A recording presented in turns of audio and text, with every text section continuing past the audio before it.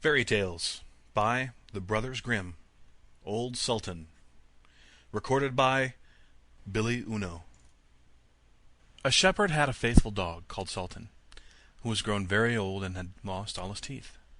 And one day, when the shepherd and his wife were standing together before the house, the shepherd said, "I will shoot old Sultan tomorrow morning, for he is of no use now." But his wife said, "Pray, let the poor faithful creature live. He has served us well a great many years, and we ought to give him a livelihood for the rest of his days." "But what can we do with him?" said the shepherd. "He's not a tooth in his head, and the thieves don't care for him at all. To be sure, he has served us, but then he did earn his livelihood. Tomorrow shall be his last day, depend upon it." Poor Sultan, who was lying close by them, heard all that the shepherd and his wife said to one another, and was very much frightened to think that tomorrow would be his last day. So in the evening he went to his good friend the wolf, who lived in the wood, and told him all his sorrows, and how his master meant to kill him in the morning. "Make yourself easy," said the wolf. "I will give you some good advice.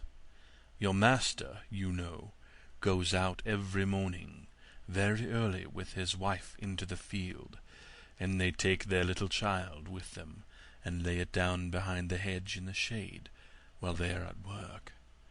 Now do you lie down close by the child and pretend to be watching it, and I will come out of the wood and run away with it.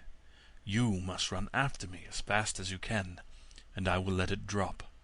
Then you may carry it back, and they will think that you have saved their child, and will be so thankful to you that they will take care of you as long as you live." The dog liked this plan very well, and accordingly so it was managed. The wolf ran with the child a little way, the shepherd and his wife screamed out, but Sultan soon overtook him, and carried the poor little thing back to his master and mistress.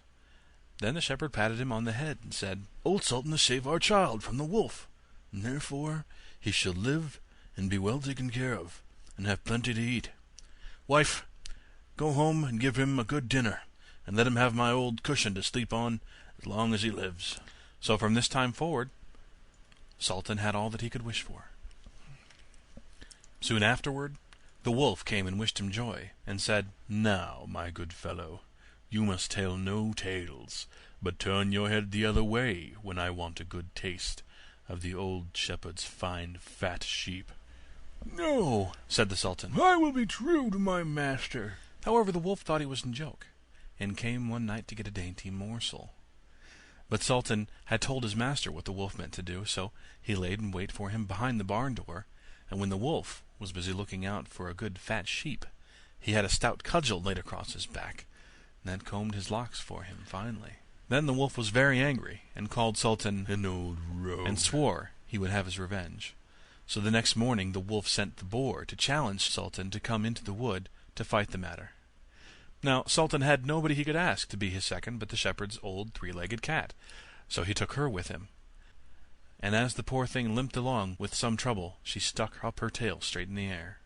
The wolf and the boar were first on the ground, and when they espied their enemies coming, and saw the cat's tail standing straight in the air, they thought she was carrying a sword for Sultan to fight with, and every time she limped, they thought she was picking up a stone to throw at them. So they said they should not like this way of fighting, and the boar lay down behind a bush, and the wolf jumped up into a tree. Sultan and the cat soon came up, and looked about, wondering that no one was there. The boar, however, had not quite hidden himself, for his ear stuck out of the bush, and when he shook one of them a little, the cat, seeing something move, and thinking it was a mouse, sprang upon it, and bit and scratched it, so that the boar jumped up and grunted and ran away, roaring out, "Look, up there in the tree! There sits the one who is to blame." So they looked up, and espied the wolf sitting amongst the branches, and they called him a cowardly rascal, and would not suffer him to come down till he was heartily ashamed of himself, and had promised to be good friends again with old Sultan. End of Old Sultan.